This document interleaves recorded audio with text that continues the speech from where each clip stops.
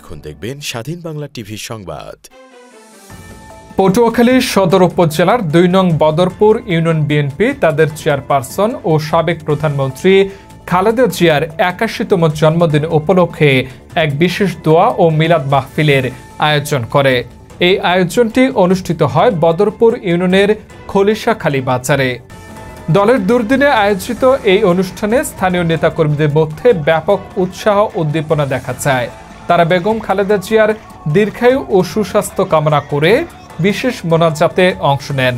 এ সময় উপস্থিত ছিলেন সদর উপজেলা বিএনপির সভাপতি কাজী মাহবুব এবং ভারপ্রাপ্ত সাধারণ সম্পাদক অ্যাডভোকেট জলিল।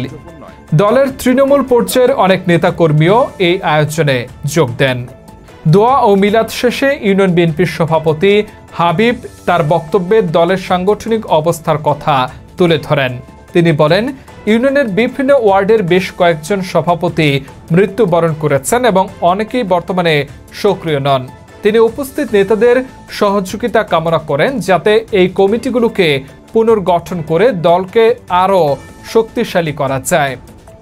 এই আয়োজনটি কেবল খালেদা জিয়ার জন্মদিন পালন নয়, বরং পরবর্তী রাজনৈতিক পরিস্থিতিতে দলের তৃণমূলকে ঐক্যবদ্ধ করার একটি প্রয়াস বলেও মনে করছেন রাজনৈতিক বিশ্লেষকরা।